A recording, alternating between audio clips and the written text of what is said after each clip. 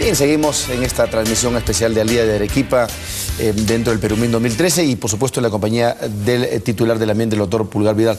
Ministro, el otro gran tema que lo veo, digamos, casi permanentemente abocado es el tema de minería informal.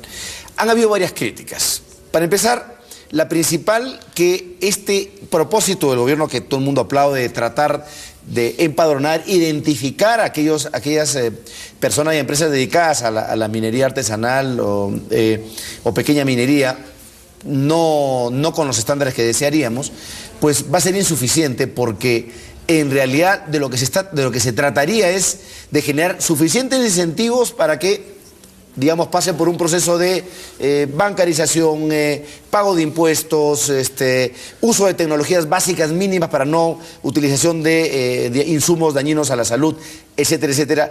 Y se habla después que esta meta de 70.000 empresas o personas sería poco alcanzable en 2016. ¿Cómo está viendo el gobierno este tema? A ver, interesante tu pregunta. Y en exclusiva te voy a dar una manera distinta de plantear el argumento para ver si logro transmitir la idea. Yo creo que se han cometido dos grandes errores históricos que han dinamizado fuertemente este tipo de actividad.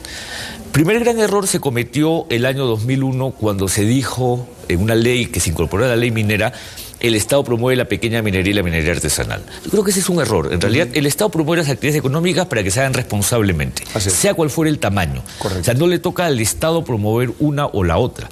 Le puede tocar al Estado dar incentivos para que los chicos crezcan, eso sí, pero no tenía que estar contenido en una ley, una medida de promoción de esta actividad, porque el objetivo del Estado es que las actividades económicas se hagan en el marco de la ley, sea cual fuera el tamaño.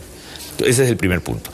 Pero el segundo punto es que, aun cuando esa norma decía esto, el problema es que en el sistema, como tenemos la regulación, si tú eres un pequeño, luego cuando creces no hay un mecanismo de graduación, es decir, que pasaste de pequeño a ser mediano. No es como en el tema laboral que uno tiene más de 10 trabajadores y ya eres pyme, así es, y después de 50 eres mediano. Entonces eso ha llevado a una situación en donde tú sigues siendo pequeño, pero tienes una retroexcavadora de $500,000, ¿no? Entonces tú dices, oye, a ver, inconsistencia absoluta. Es una inconsistencia absoluta, porque obviamente con ese capital para esa maquinaria no eres más un pequeño.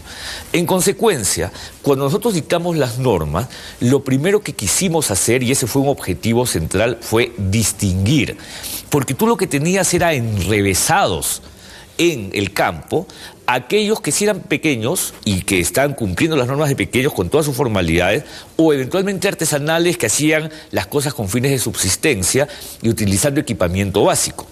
Pero a su vez tenías un conjunto de otros que no tenían ni siquiera el título minero. Claro. Entonces, y otros que están en zonas donde no debían estar y que el Estado nunca va a permitir que se esté. Entonces tuvo que decir, ok, tenemos que ir diferenciándolos. Primero identificándolos, porque el número exacto no tenías, como en la medida que entran informalmente no sabes cuántos están en el campo. Entonces dijimos, vamos a identificarlos. Y en esta identificación dijimos, es minero informal y en consecuencia, camino a la formalización, aquel que sigue estos 5 pasos. Y es ilegal aquel que no desea, que no cumple, o que finalmente esté en zonas prohibidas o utiliza maquinaria prohibida para este tipo de actividad.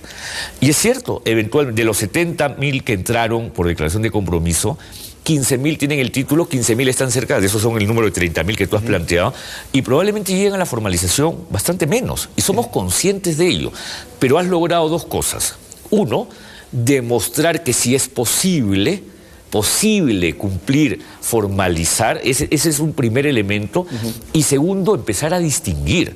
Por eso nosotros decimos, al formalizable lo queremos llevar de la mano, pero aquel que quiere meterse con dragas a los ríos, con carrancheras, o que quiere meterse a la zona de amortiguamiento de Tambopata Candamo, o se quiere meter a las áreas protegidas, el Sira, por ejemplo, en la zona por el Guayá, por el Pachitrea, perdón, a esos los vamos a sacar. O sea, ahí sí va a haber interdicción y punto. Ahí no va a haber ni diálogo ni nada. Y el caricaturista Carlín el día de ayer graficaba con, ¿no? Claro, o sea, quiero máquinas para destruir el bosque, pero no lo puedo hacer con mis propias manos. No, pues eso es inaceptable.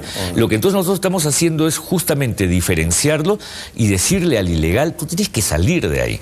Pero si no distinguíamos, era muy difícil hacerlo. No, pues efectivamente no vamos a lograr que todos se formalicen. Tendremos que seguir trabajando en ello. Pero acá viene el otro punto que vuelvo a insistir, no vuelvo a insistir porque yo creo que estoy recibiendo mucho apoyo de los medios y los distintos actores. Esto no es un asunto de un gobierno, este no es un asunto de este gobierno, es un tema de Estado, es un tema de sociedad.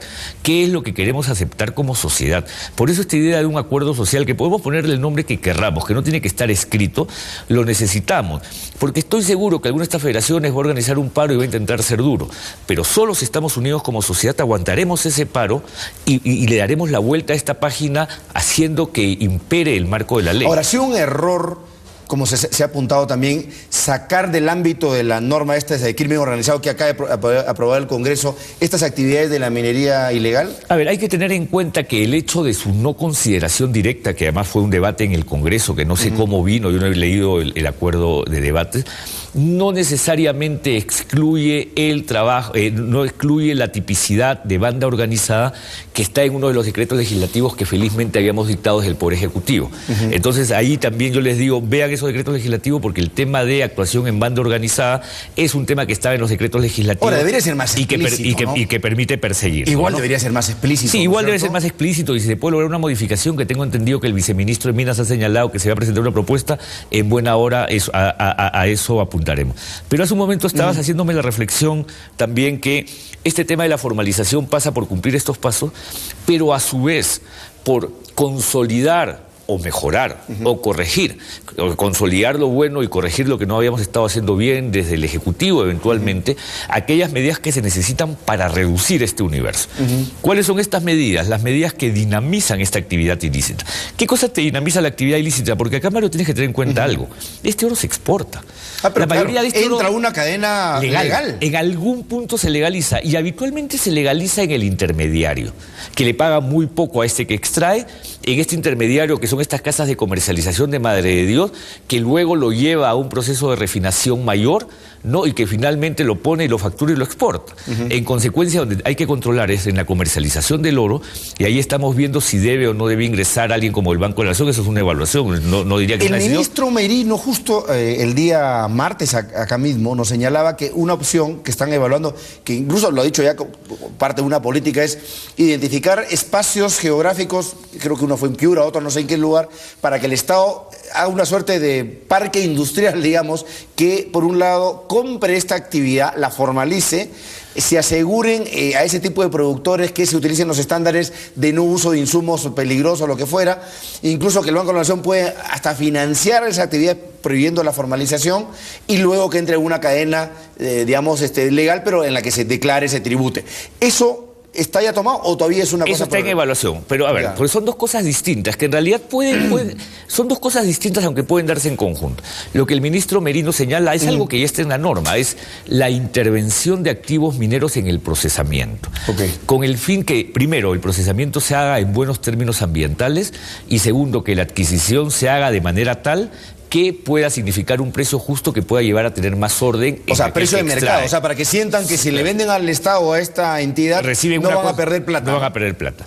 Entonces, acá tienes que ver con la intervención de activos mineros. Eso es una decisión ya tomada y en realidad el Ministerio de Energía